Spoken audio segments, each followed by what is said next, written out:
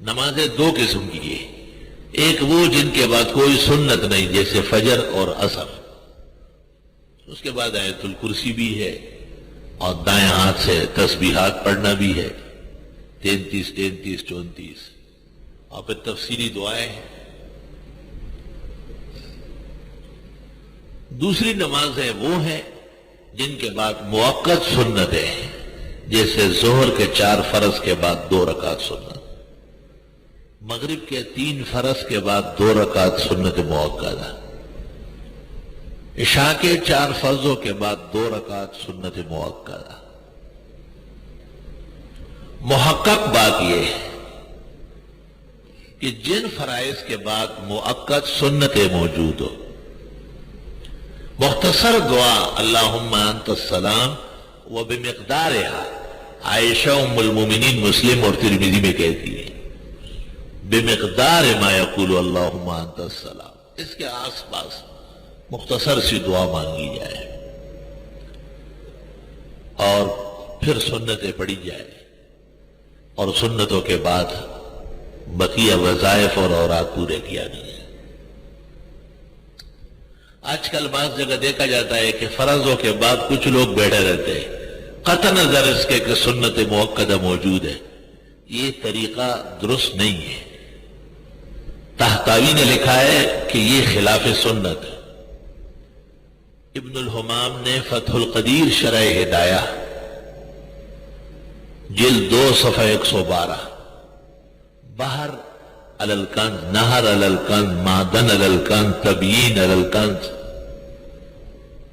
معارف السنن شرح ترمذی، اعلاء السنن،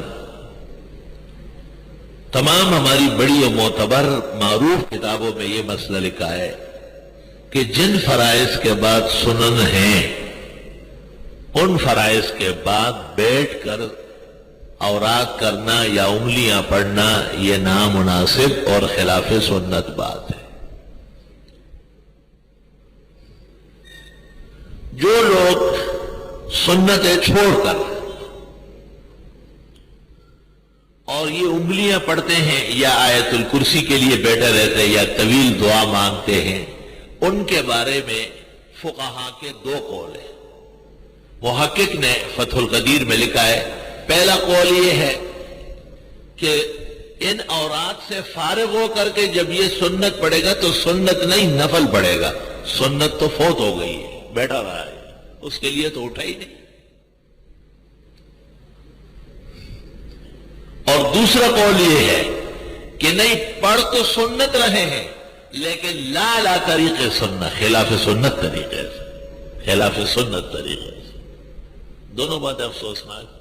سنت فوت کرنے بھی جہل ہے اور خلاف سنت سنتیں پڑھنا بھی بدنصیبی، محرومی ہے بہت بڑی۔ احتیاط فرمائے، دیکھا دیکھی مناسب نہیں ہے، مسئلے کا ساتھ دیا کر۔ بعض بڑے حضرات جن کو ہم بھی بڑا مانتے ہیں وہ بیٹھے رہتے ہیں، لیکن وہ مسئلے سے بڑے نہیں ہیں، مسئلہ بڑا ہے، اس مسئلے تک ان کا ادراک نہیں ہے، اس لیے ان کو معذور جانے مع العلم،